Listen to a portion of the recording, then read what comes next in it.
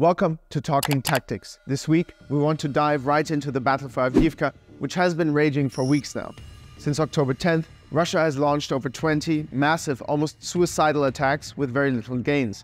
Although it's not like they have made zero progress, and while the situation is somewhat stable, it is only stable because thousands of Ukrainian soldiers are fighting day and night to defend it. Avdiivka lies in the region of Donetsk and had around 30,000 inhabitants before the full-scale invasion. It's been a frontline city for 8 years. It was shortly under separatist or Russian proxy control in 2014, recaptured, and since then basically served as a fortress for Ukraine. Unlike Bakhmut or Vuhledar, the city hasn't been that much of a hot point of fighting until recently, which is surprising as it's strategically important for both sides. For Ukraine, it's one of the gateways to Donetsk. For the Russian side, capturing Avdiivka would mean essentially creating a buffer zone, bringing Donetsk out of range of certain Ukrainian weapons. Also, Russia is trying to recapture momentum in the fight, while Ukraine is attacking in the south and around Bakhmut. The attack on Avdiivka is probably meant to draw Ukrainian resources into this area away from others. And while Ukraine has apparently redeployed parts of the newly created 47th Brigade,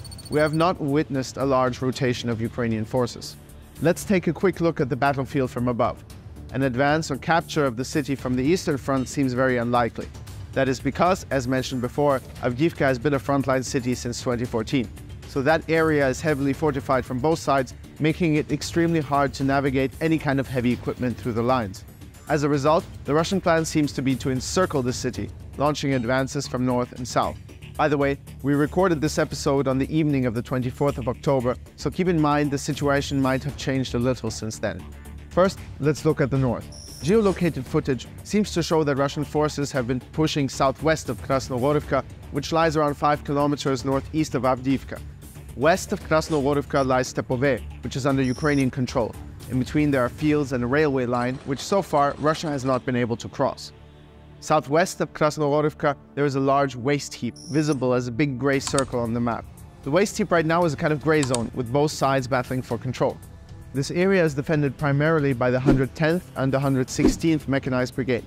Both have released various videos showing the defense of this sector, destroying multiple Russian vehicles, but also infantry, using the classic combination drones plus artillery and cluster munition. In addition, the fields and roads are heavily mined.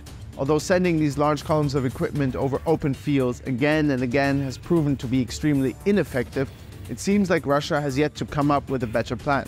Maybe, to be fair, there is none. If you want to advance, you will have to physically move. The best plan, of course, would be to just leave and retreat, but after more than 1.5 years of war, there is no sign that Russia will be leaving out of its own accord anytime soon. In the south, from the occupied village of Vodyane, Russia has launched attacks in 4 directions, through the roads east and west, but also north in 2 directions across the fields. Also here, large-scale attacks, columns of tanks and IVs.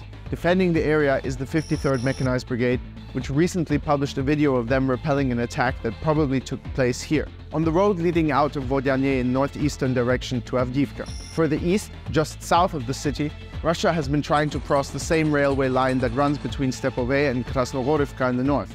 In that area, the Omega Group, which are special forces of the Ukrainian National Guard, has repelled numerous attempts to cross, as seen in the following videos. It's a lot to handle.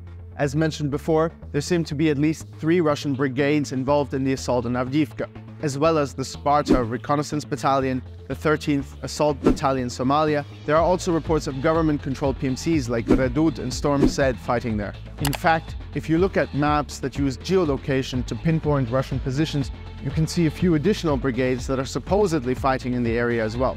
According to the morning report of the General Staff of the Ukrainian Armed Forces, Russia has been losing more than 800 men a day, plus dozens of vehicles, largely due to their attacks on Avdiivka. But as you know, Russian losses have been high pretty much since the beginning of the full-scale invasion, and still they have managed to sustain a pretty high intensity of warfare. Playing the sheer numbers game has in some cases failed them, but in others, it did finally play to their advantage. If you remember the battle for Bakhmut, just throwing men forward finally worked. Although considering there's only rubble left of the city, it is questionable whether it was worth it. Anyway, finding sense in this senseless invasion of Ukraine is probably an impossible task. The civilians left in Avdiivka, those that haven't yet lost their houses, are enduring daily air and artillery strikes. Reportedly, Russia is using so-called glide bombs on residential buildings, as we can see in the following footage.